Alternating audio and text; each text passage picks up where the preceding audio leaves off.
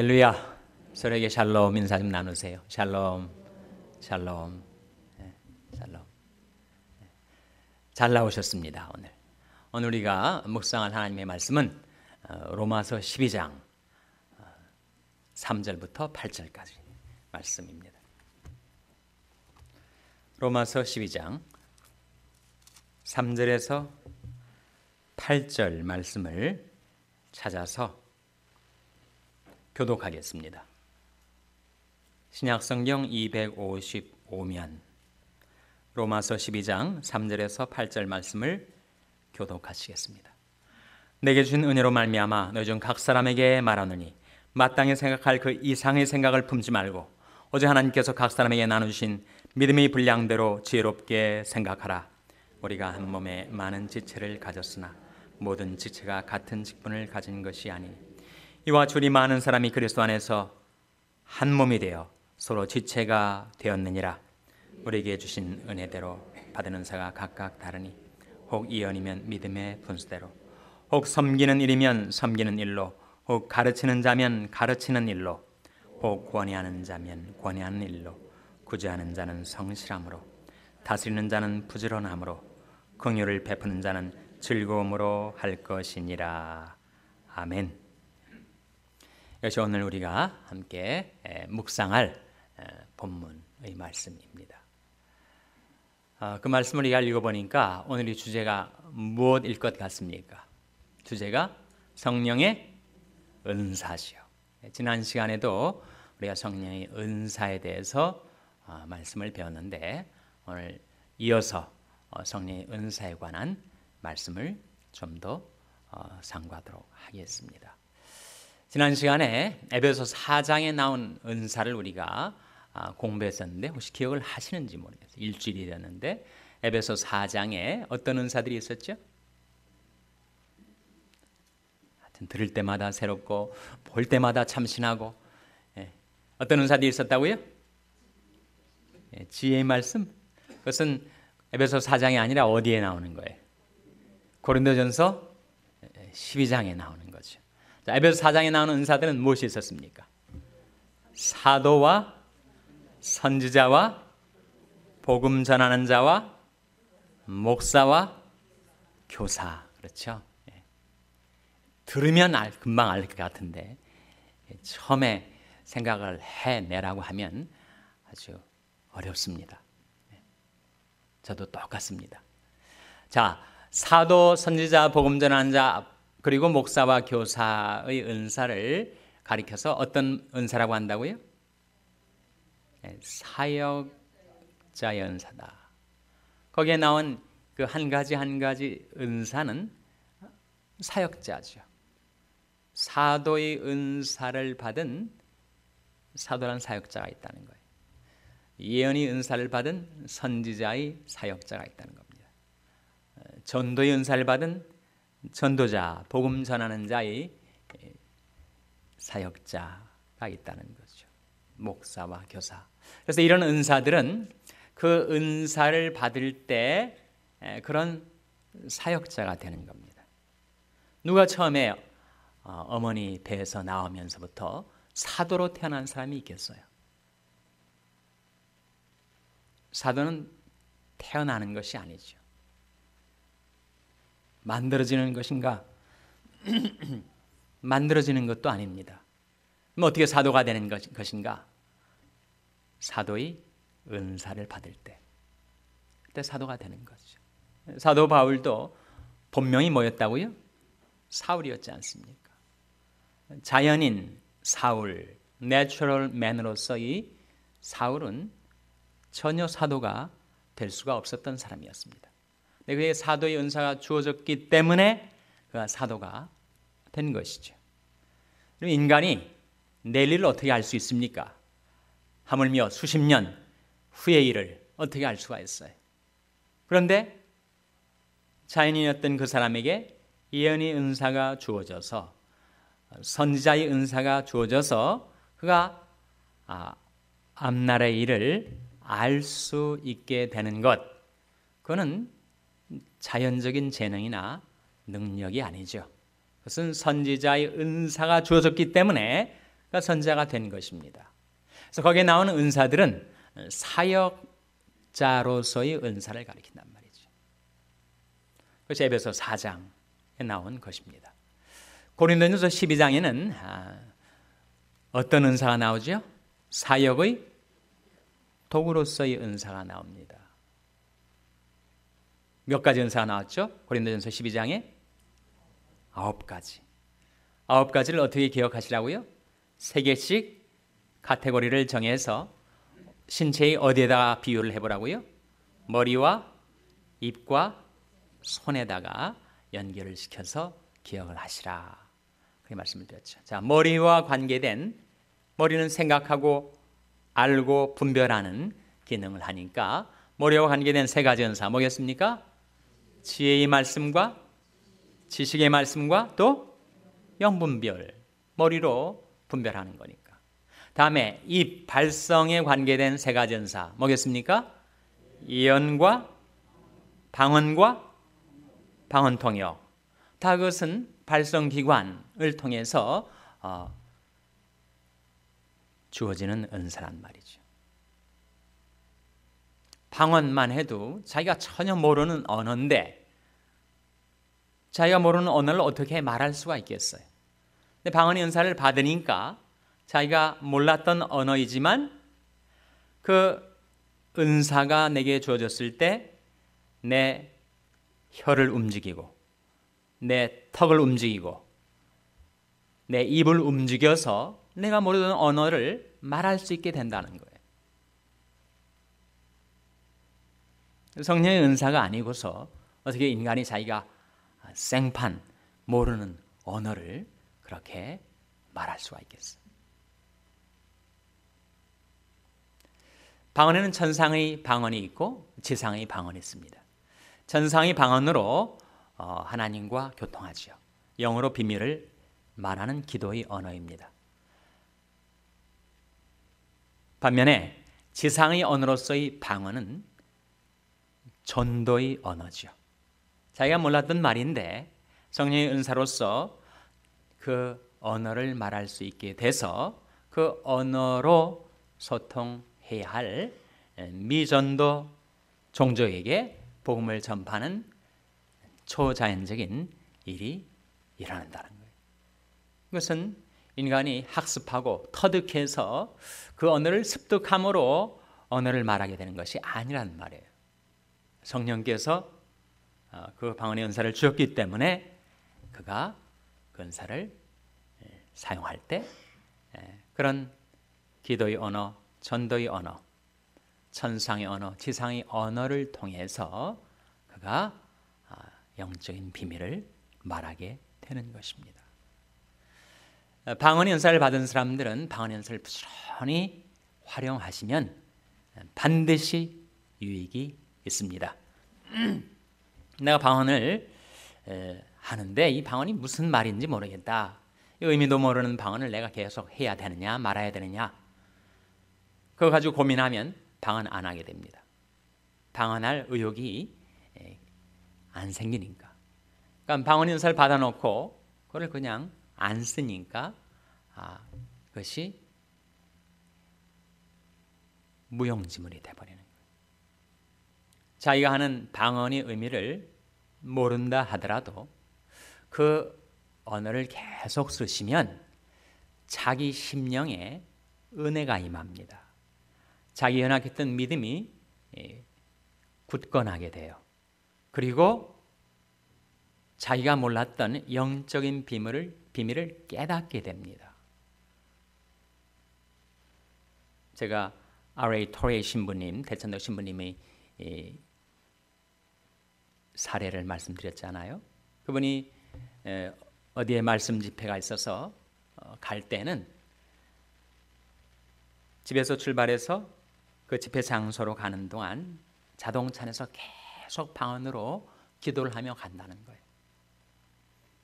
그러면 그 집회 장소에 도착해서 말씀을 증거하기 시작할 때 자기가 원고로 미리 준비했던 그런 내용이 아닌데 전혀 생각도 하지도 않았던 내용들을 자기가 말하는 것을 발견하게 된다는 거예요. 집회가 끝나면 꼭 그런 사람이 있다는 거예요. 신부님 어떻게 하셨어요? 내 사정을. 정말 그 장소에 나와서 말씀을 듣고 오래도록 해결되지 않았던 문제가 해결되는 그런 깨달음을 얻게 되는 사람이 있다는 거예요. 근데 자기가 준비했던 말이 아니었거든요. 그러니까 집회 장소 도착할 때까지 계속 방언으로 기도하다 보니까 성령께서 거기에 어떤 사람이 참석할지 미리 내어다보시고 그리고 말씀을 전하는 자에게 미리 영어로 비밀을 준비시켜 주신 거죠.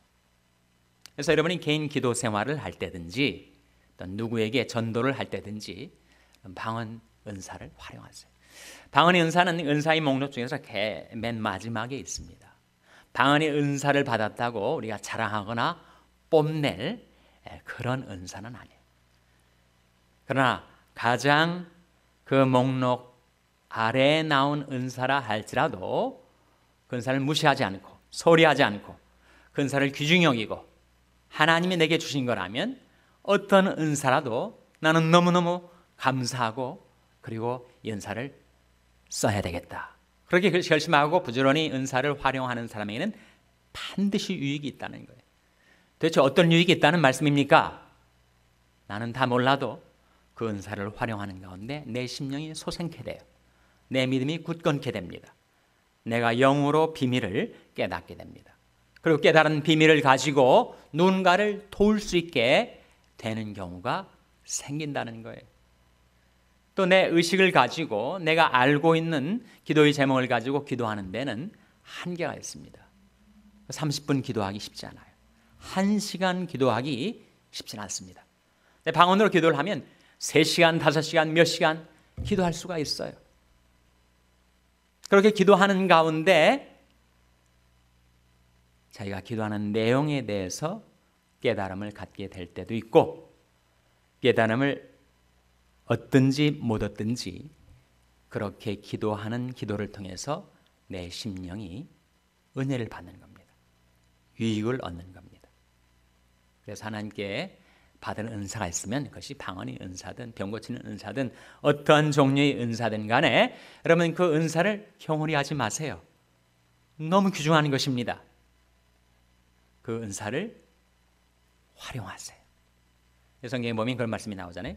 내 속에 있는 은사를 불일 듯이 일게 하라. 지금 내 안에 성령의 작은 불꽃이 들어왔는데 그것을 활활 그 불을 타오르게 해서 그 성령이 불로 내 모든 죄악들을 다 불태우고 나의 심령, 나의 영혼을 정결하게 단련시키고 그리고 내가 연단을 받아서 하나님 앞에 쓰임을 받을 수 있는 그런 믿음, 그런 인격으로 변화되는 과정에 하나님께서 우리에게 주는 은사를 활용해야 된다는 거예요. 만일 주신 은사를 경홀히 여기고 등한히 여겨서 안 쓰면 마치 못과 같은가? 받은 달란트를 가지고 부지런히 써서 이문을 남겨가지고 주인에게 그것을 가져오는 대신 땅속에 파묻어 두었다가 나중에 주인이 오실 때 책망받는 악하고 게으른 종이 될 수가 있다는 겁니다. 그래서 여러분이 어떤 은사를 받았든지 그 은사를 귀중히 여기시고 10분 최대한도로 그 은사를 활용하세요. 그것이 여러분이 은혜 받고 변화 받을 수 있는 길입니다. 그래서 머리와 관계된 3가지 은사, 지혜의 말씀, 지식의 말씀, 영분별, 입에 관계된 3가지 은사. 다시 한번 뭐라고요? 예언과 방언과 방언통역. 그 다음에 손은 일하라고 주신 건데 그렇게 일하라고 주신 손과 관련된 3가지 은사 뭐라고요? 믿음과 병고침과 능력행함의 은사가 있습니다. 그것이 우리가 지난 시간에 살펴봤던 크게 2가지 은사의 목록이었어요. 다시 한번 주소를 좀 기억해 보세요. 어느 책 몇 장이라고요? 에베소서 4장하고 그 다음에 고린도전서 12장하고. 나는 내용은 좀 기억하겠는데 주소는 정말 기억 못하겠다. 우리 집사람하고 저하고 자동차를 운전하고 다니다 보면 우리 집사람은 아주 주소를 잘 외웁니다. 저는 정말 주소를 못 외워요. 그래서 제가 휴먼 GPS를 태우고 다니지 않습니까? 별로 GPS를 안 봐도 됩니다. 근데 우리 집사람이 자꾸 당신이 알아가지고 다녀야지 왜 나한테 묻느냐고 그렇게 저를 혼낼 때가 있어요. 근데 저는 메모리 용량이 딱 한계가 있기 때문에 성경 주소를 외워야지 집 주소를 외우는데 제 메모리를 쓰고 싶지 않은 거예요. 근데 우리 집사람은 열심히 길 다니다가 도로 사인이 나오면 그걸 외우는 것 같아요. 제가 눈치를 보니까 딱 보고 입속으로 한 두세 번 정도 반복을 하면서 그걸 외우는 것 같아요. 그렇지 않고는 어떻게 이렇게 주소를 잘 할 수 있는가? 어떤 사람은 정말 주소도 못 외우는데 기가 막히게 길을 찾는 사람들이 있더라고요. 그런 사람은 천부적인 감각으로 찾는 것 같아요. 그 언저리 뭐 랜마크 또 나무의 생김새 뭐 이런 거 봐가지고 그냥 어떻게 길을 찾아가는 사람들이 있는데 우리 집사람은 그런 감은 없는 것 같고 아마 주소를 그냥 몽땅 외우려고 열심히 노력하는 눈치인 것 같습니다. 저는 그렇게는 안 하고 저는 성경 주소 외우기도 나는 힘들다. 그래서 저는 아예 포기를 했습니다. 포기하고 그냥 휴먼 GPS 태워가지고 그냥 편하게 다니려고 하고 있습니다. 자, 그러나 여러분 성경이 장절까지는 못 외워도 성경의 어느 장에는 어떤 메시지가 있다. 그 정도는 좀 기억을 해두세요. 자, 5가지 성령 은사 중에 사역자로서의 은사인 사도, 선지자, 복음 전하는 자, 목사, 교사의 은사의 목록이 나와 있는 데가 어디라고요? 에베소서 4장. 그리고 우리가 새 신체의 기관에 연결해서 카테고리를 정해가지고 지금 외우려고 시도하고 있는 이 9가지 은사가 나와 있는 장소는 어디예요? 거기 주소는 고린도전서 12장. 아주 금방 배운 것은 아주 총명하게 대답을 하시는데 다음 주에 제가 질문하면 어느 정도 대답이 나올지 모르겠습니다. 역시 사람에게는 오리엔테이션이 중요하지 않는가.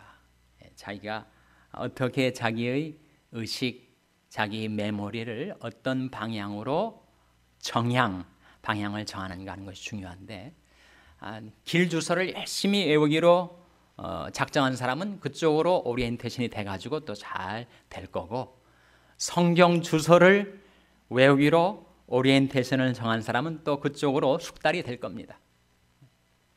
어느 쪽으로 방향을 정하실지는 여러분이 선택을 하세요. 하여튼 2가지는 기억을 해 두십시오. 하나는 에베소서 4장, 다른 하나는 고린도전서 12장. 그리고 오늘 본 말씀은 로마서 몇 장입니까? 로마서 12장. 그것이 성경이 우리에게 보여주는 성령의 은사의 목록을 보여주는 새 개서예요. 고전적인 새 개서입니다. 오늘 에베소서 로마서 12장에 몇 가지 은사가 나오던가요? 네? 7가지. 9가지? 7가지.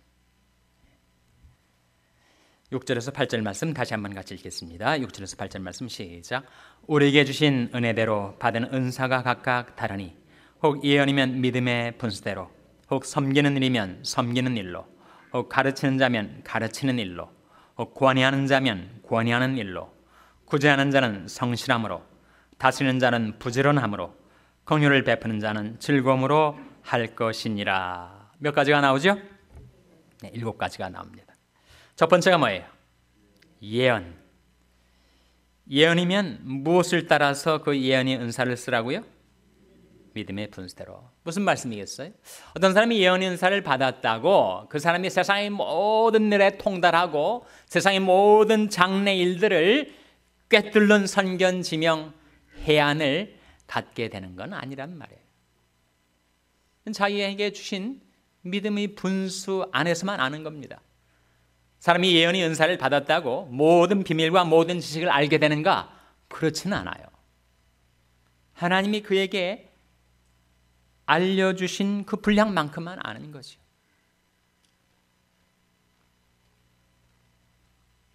그런데 만일 누가 나는 예언의 은사를 받았으니까 이제부터는 모든 장래 일들에 대해서 내가 일가견이 있고 또 내가 말할 수 있다라고 해서 하나님이 그에게 주신 믿음의 분수를 넘어서 가지고 그가 장래에 대해서 이런저런 이야기를 하기 시작하다 보면 그는 믿음의 분량 밖의 일을 하게 되고 하나님이 나타내 주시지 않은 것, 알려주시지 않은 것에 대해서 말을 하니까 틀리게 되는 거죠.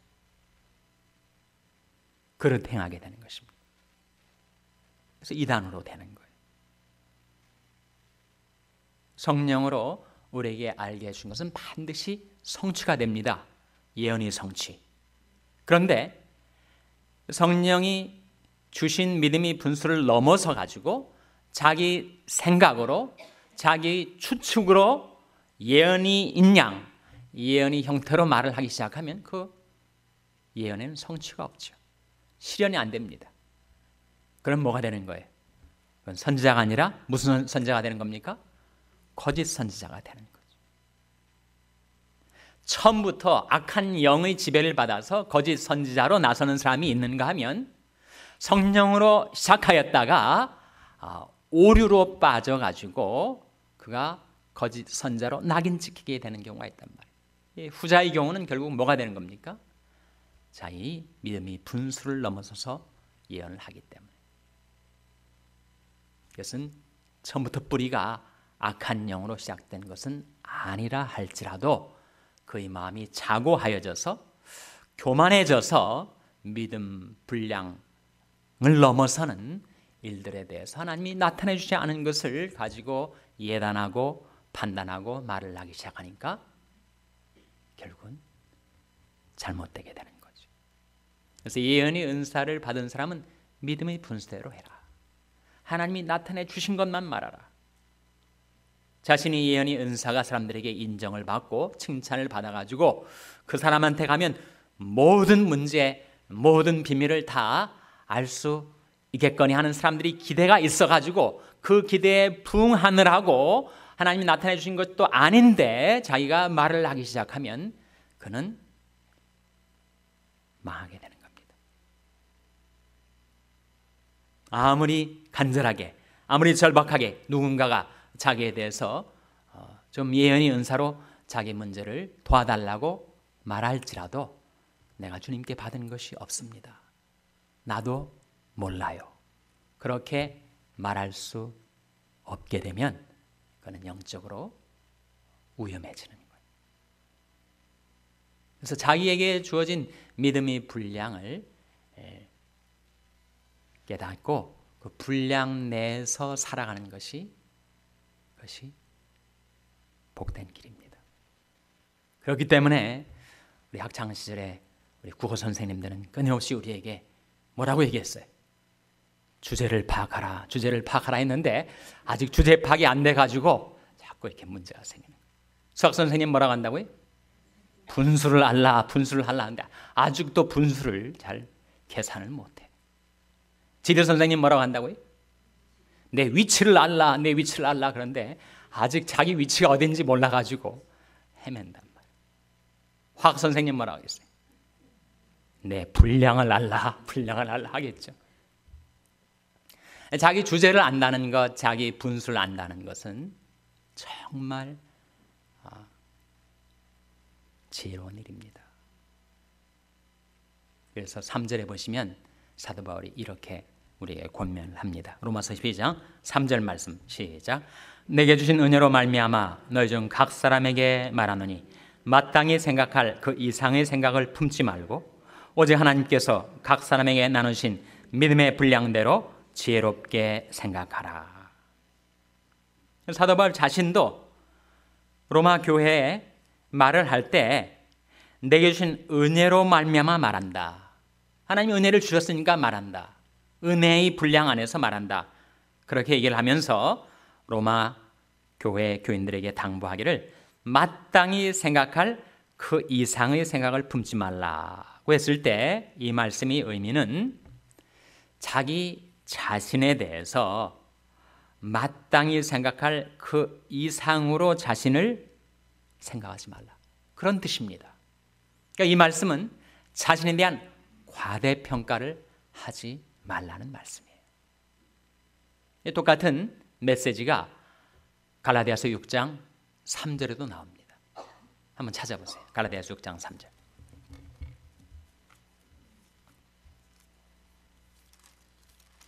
갈라디아서 6장 3절은 신약성경 308면입니다.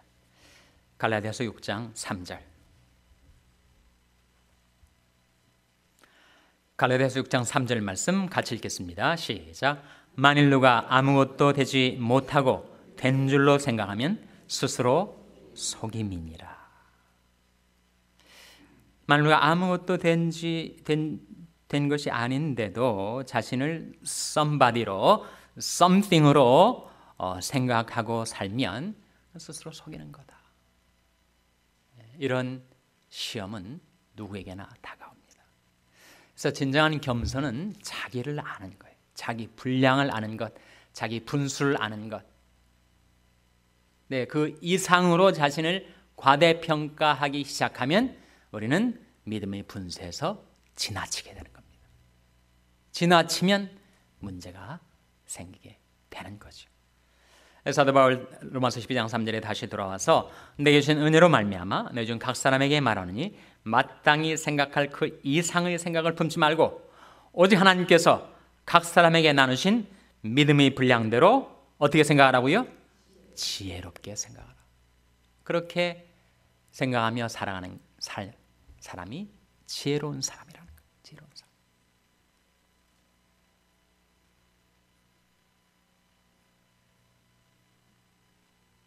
우리가 교만하면 어리석어집니다. 겸손한 자에게는 지혜가 있습니다. 겸손한 자에게는 지혜가 있다. 누가 한 말일까요? 예? 제가 한 말이겠습니까? 잠언 11장 2절 한번 보세요. 잠언 11장 2절.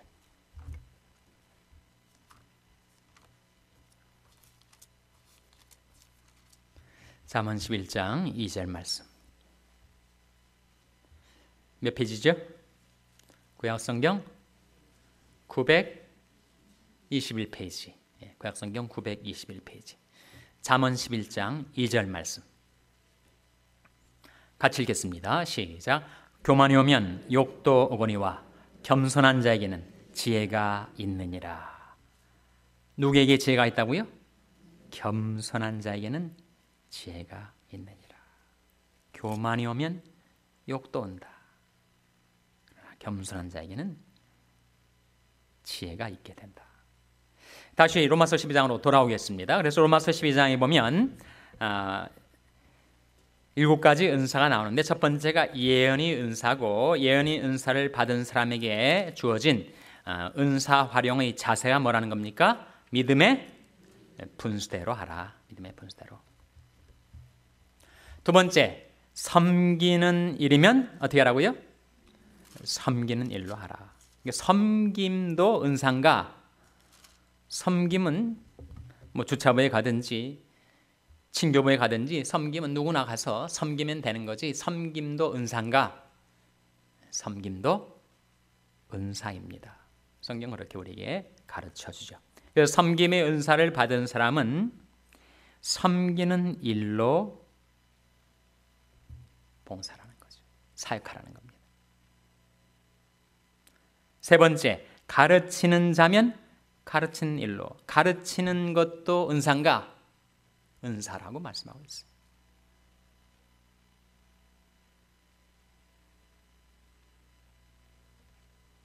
학교에서 교사로 교육과 훈련을 받고 교사 자격증을 얻어서 교사로서 그런 직업을 가지고 일하는 사람이 교회에 와서 교사 일을 하면 다른 분야에서 일하는 사람보다 좀 더 잘 가르칠 수가 있겠죠.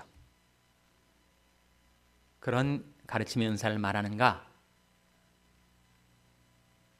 그것과 별도로 성령께서 우리에게 가르치는 은사를, 가르치는 재능, 가르치는 능력을 주셔서 전에는 전혀 그런 훈련을 받은 것도 없고 그런 교육을 받은 것도 없는데 예수 믿고 나서 다른 사람들에게 내가 말을 할 때 그 말이 잘 전달이 되고 설득이 되고 그 사람들이 깨닫고 그렇게 되는 것을 경험하게 될 때 내게 가르치는 그런 은사가 주어진 것인가, 이렇게 생각해 볼 수 있다는 거예요. 그래서 원래 잘 가르치는 사람들이 있지 않습니까, 여러분? 교사 직업을 하든 안 하든 간에 말을 하면 아주 논리가 정연하고, 그리고 그 사람이 하는 말에는 사람들이 주의력을 기울여서 집중하게 되고, 정말 그렇잖아요. 누가 여기 공원에 여러 사람들이 서가지고 말을 한다고 할 때 한 10명 정도가 마치 공원 여기저기 흩어져서 뭔가에 대해서 이 말을 한다고 할 때 누가 시키지도 않았는데도 어떤 사람 앞에는 사람들이 많이 모이게 되고, 어떤 사람은 아무리 열심히 떠들어도 한 사람도 모이지 않고 혼자서 계속 외치고 있는 그런 사람이 있단 말이에요. 무슨 차이인가? 그것을 언변이라고도 할 수 있고 웅변이라고도 할 수 있고, 말하는 구변이라고도 할 수 있고, 여튼 간에 사람들이 마치 꿀 있는 곳에 벌들이 모여들듯이 그에게 가면 무언가 내가 건지는 게 있다, 얻는 게 있다 해서 사람들이 모이게 되는 그런 사람이 있고, 그렇지 않은 사람들이 있다는 거예요. 그래서 인간적으로 분석을 해보면 거기에 어떤 정보가 있거나 논리가 있거나 설득력이 있거나 뭔가 사람들이 주의력을 끌어당기는 어떤 힘이 있다는 거죠. 그래서 일반적인 가르침도 가르치는 재능이 있는 사람과 없는 사람이 있다는 거예요. 그런데 그 자연적인 재능 말고 성령께서 그에게 가르치는 은사를 주셔가지고, 그러니까 예수 믿기 전에는 전혀 그러한 재능이나 그러한 가능성이 없어 보였는데 예수 믿고 나가서 그가 하는 말에 뭔가 사람들이 이끌리게 되고 설득력을 갖게 되고 영향력이 있게 되는 것은, 그것은 세상적인 교육 훈련에 의해서 습득된 것이 아닌 성령의 은사로 그에게 새롭게 부여된 그런 영적인 재능과 능력이라는 거예요. 그러면 자연적인 재능하고 성령의 은사하고는 전혀 별개냐? 별개일 수 있습니다. 똑같으냐? 똑같을 수도 있어요. 즉 원래부터 잘 가르치는 사람이었는데 그 가르칠 수 있는 능력이 가르침의 은사를 성령으로 받아가지고 그 가르칠 수 있는 능력이 더 확대되고 승화되고 강화되어서 훨씬 더 잘 가르칠 수 있는 그런 은사를 활용하게 되는 경우가 있다는 거예요. 지금 우리 가르침의 한 예를 든 것뿐이지 다른 은사도 마찬가지라는 겁니다. 원래부터 잘 섬기는 사람이 있어요. 친절한 사람, 마음 따뜻한 사람. 마음만 따뜻한 것이 아니라 실제로 자기 몸을 가지고 남을 잘 섬기는 사람이 있습니다. 손으로 일을 하는 사람이 있단 말이에요. 그런가 하면 전혀 섬기는 일에는 쑥맥이고 대접받는 일에 능한 사람이 있단 말이에요. 근데 그 섬김, 자연적인 섬김의 은사를 받은 사람이 성령 안에서 섬김의 은사를 부여받게 되면 원래 가지고 있었던 그의 가능성, 재능, 능력이 더 강화되고 승화되고 확대되고 강력한 섬김의 열매를 맺을 수 있는 그런 재능과 능력으로 변화될 수가 있다는 거죠. 즉 제가 지금 두 예를 가르침과 섬김의 예를 든 것은 자연적인 재능하고 성령의 은사와의 관계가 전혀 별개의 측면이 있고 또 그것이 연결되는 측면이 있다는 겁니다. 전혀 없었던 사람에게 새로운 성령의 은사가 주어질 수도 있고 원래 있었던 은사와 연결되는 방향에 성령의 은사가 주어짐으로 그 재능과 능력이 강화되는 경우가 있다는 것. 이해가 되시죠? 예. 네 번째 은사 무엇입니까? 권위하는 자는 무슨 일로 하라고요? 권위하는 일로 하라. 교회에 보면 아주 권위가 있는 사람들이 있습니다. 아주 어깨에 힘이 들어가고 목이 뻣뻣하고 상당히 권위가 느껴지는 그런 사람이 있단 말이에요. 저 사람은 권위 은사를 받았나 보다. 그런 권위겠습니까? 이때의 권자는 권할 권자. 위자는 무슨 위자겠어요? 위로할 위자. 그래서 남을 권면하고 위로하고 그렇게 그 방향으로 살아가도록 격려해 주는 은사. 그래서 이 은사를 아주 놀랍게 받은 사람, 그래서 자기 이름이 바뀌었어요. 그래서 그 이름이 번역을 하면 권위의 아들, Son of Encouragement라는 성경의 한 인물이 나타납니다. 누구죠? 바나바. 바나바의 뜻은 권위자, 자는 그때 아들 자자입니다. Son of Encouragement. 그래서 바나바는 정말 권위를 잘했어요. 사도 바울은 가르치거나 전도하거나 이런 데는 강력한 은사를 받았지만 권위하는 일에 있어서는 바나바가 훨씬 더 뛰어납니다. 훨씬 더 사람들을 따뜻하게 품어주고 또 그에게 실제적인 도움을 줄 수 있는 실제적인 권면을 하는 그런 은사를 받았어요.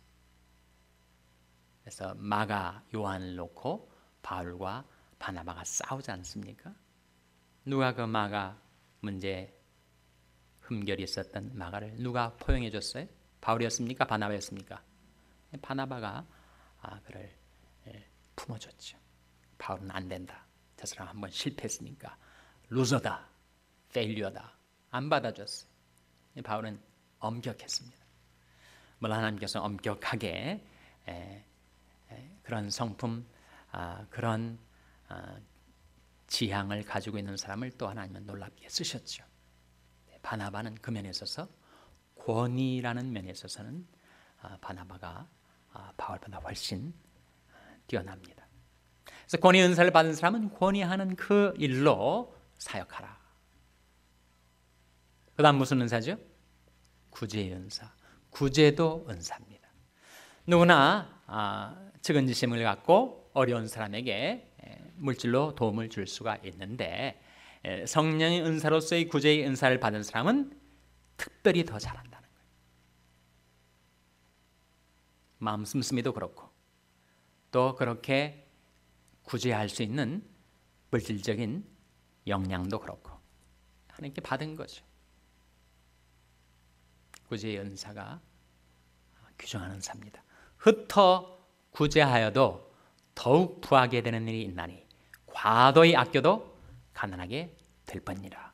구제를 좋아하는 자는 어떻게 된다고요? 구제를 좋아하는 자는 풍족하여질 것이요 남을 윤택하게 하는 자는 윤택하여지리라. 원문 성경에는 남에게 물을 주는 자는 자기도 물을 얻게 될 것이다. 여러분 사막에 아주 메마른 땅에 먹을 물이 없어가지고 마실 물이 없어가지고 사람들이 다 지치고 고난데 자기가 가지고 있는 물을 풀어가지고 목마른 사람에게 물을 마시게 하는 사람은 자기가 나중에 목마른 지경에 있게 될 때 자기도 물을 마실 수가 있게 된다. 그런 면에서 특별히 마음도 역량도 구제를 잘하는 사람이 있는데 성령의 은사를 받아가지고 그런 은사를 쓰는 사람이 있다는 거예요. 근데 구제하는 사람은 어떻게 하라고요? 구제하는 사람에게 필요한 자세는 뭐라는 겁니까? 구제하는 자는 성실함으로. 무슨 말이겠어요?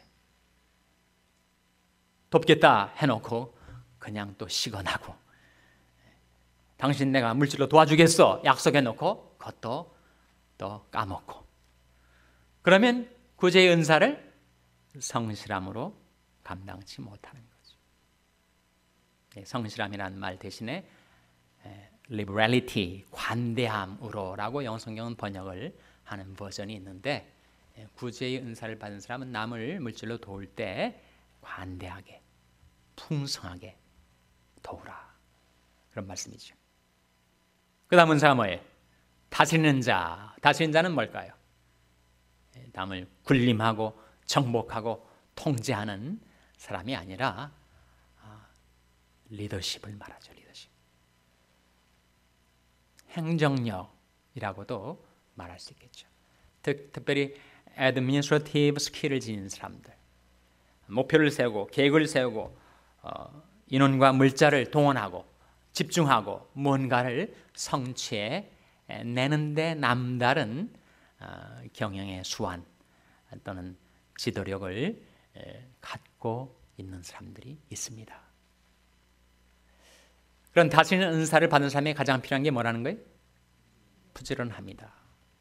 앞날에 대해서 미리 계획하고 준비를 해야 되는 다스림의 은사를 받은 사람이 전혀 게을러가지고 전혀 자기도 대비를 하지 않고 남도 준비시키지 못하게 되면 그건 문제가 아닌가. 리더라는 말 자체가 리드하는 사람 아닙니까? 남을 리드하려면 남보다 그 리드할 목표 지점에 대해서 먼저 생각해보고 먼저 가보고, 그래서 그 방향으로 사람들을 리드할 수 있으려면 부지런함이 필요하다는 거죠. 실제로 리더십의 은사를 받은 사람들과 많이 보면 정말 부지런합니다. 남보다 한 걸음 앞서서 미리 생각해보고 미리 알아보고 준비해서 그 방향으로 사람들을 리드해 갈 수 있는 그런 부지런함이 있다는 거죠. 마지막 은사가 뭐예요? 긍휼을 베푸는 자는 어떻게 하라고요? 즐거움으로 하라. 정말 세상에는 우리 긍휼이 필요한 사람들이 있습니다. 슬픔을 당한 사람들, 사고를 당한 사람들, 불행을 당한 사람들, 그 사람들에게 우리가 크게 물질로 돕지 못한다 할지라도 그와 함께 있어서 우는 자들로 함께 울고 즐거워하는 자들로 함께 즐거워할 수 있는 마음, 그 사람과 함께 있어서 그를 공감할 수 있는 마음. 워낙 세상에 슬픔 당한 사람들이 많기 때문에 그런 사람들과 다 심퍼시를 하게 되면, 다 공감을 하고 동감을 하게 되면 그 사람이 디프레션에 빠져가지고 자기도 너무 슬프고 너무 마음이 무거운 짐에 눌려가지고 자기 신앙 유지하기도 어렵기 때문에 특별히 긍휼의 은사를 받은 사람은 어떻게 하라고요? 즐거움으로 할지니라. 즐거움으로 못하면 자기도 그 짐에 치고 눌리게 된다는 거예요. 여기 7가지 은사가 있습니다. 한국의 이동원 목사님이 그런 재미있는 예를 들었어요. 중국집에 말이죠, 웨이터가 이 접시를 들고 가다가 와장창 접시를 깨트렸단 말이에요. 그럴 때 이 7가지 은사를 받은 사람들이 각각 다르게 반응을 한다는 거예요. 예언의 은사를 받은 사람은 어떻게 하겠어요? 막 호통치고 소리치고 난리 났다고 뭐 떠들고 다닌다는 거죠. 교회에서 이렇게 소리치고 다니는 사람은 예언의 은사를 받았나 보다, 그렇게 인정을 해주면 됩니다. 섬기는 은사를 받은 사람은 어떻게 반응하겠어요?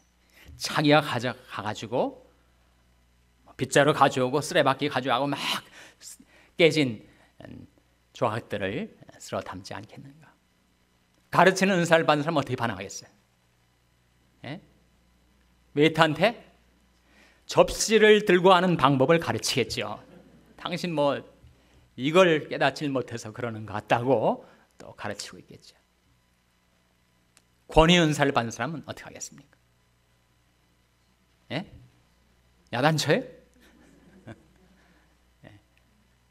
권면하고 위로해주고. 구제의 은사를 받는 사람은 어떻게 하겠어요? 예. 깨진 접시가 얼마야? 호주머니에서 내주려고 하겠죠. 다스리는 은사를 받는 사람들, 이 사람한테는 이거 시키고 저 사람한테는 저거 시키고 그래가지고 사태를 수습하려고 하겠죠. 긍휼의 은사를 받는 사람은 어떻게 반응하겠습니까? 옆에 철푸덕 주저앉아가지고 그 웨이터랑 같이 울겠죠. 그래서 이 은사는 교회 안에서 다양하게 주어졌는데 다 그 은사가 요긴하게 다양한 경로로 결국 한 목적을 위해서 쓰여지게 되는데, 한 목적이라는 건 뭐라고요? 성도를 온전케 해서 원래 자연인 없었던 사람들에게 그 은사와 재능을 부여해서 그들로 하여금 봉사일을 하게 함으로써 마침내 무엇을 세우려 하심이라고요? 그리스도의 몸을 세우려 하심이라. 그리스도의 몸이 뭡니까? 교회죠, 교회. 그래서 여러분에게 어떤 은사가 주어졌는지를 발견하셔야 돼요. 이미 그 은사가 무엇인지를 깨닫고 그 은사를 열심히 활용해서 자기도 은혜를 받고 남에게도 유익을 끼치며 살고 계신 분들이 많이 계실 거예요. 사도, 선지자, 복음 전환자, 목사, 교사, 이것은 모든 사람에게 주어진 은사는 아닙니다. 그러나 여기에 나온 은사, 로마서 12장에 나온 은사는 모든 그리스도인에게 한 가지 이상의 은사가 주어졌습니다. 과연 나는 가르치는 은사를 받았을까? 섬김의 은사를 받았을까? 권위 은사를 받았을까? 긍휼 베품의 은사를 받았을까? 내게 주어진 은사가 무엇일까? 그 은사를 발견해서 그 은사를 활용하는 방향으로 우리가 신앙생활을 하면 나 자신이 큰 은혜를 받게 되고 남에게도 큰 유익을 끼치게 된다는 겁니다. 거기까지만 제가 말을 스탑하겠고, 혹시 질문 있으면 앞으로 뭐 시간이 한 2, 3분밖에 안 남았습니다만 은사에 관하여 질문 있으면 어느 질문이라도 좋습니다. 질문해 주시기 바랍니다.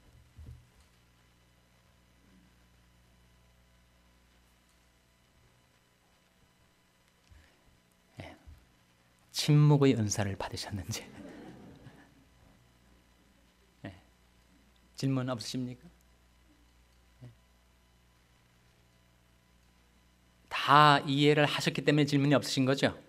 네. 뭐 더 이상 뭐 물을 내용이 남아있지 않다, 그러시기 때문에 질문을 안 하시는 걸로, 그렇게 믿어도 되겠습니까?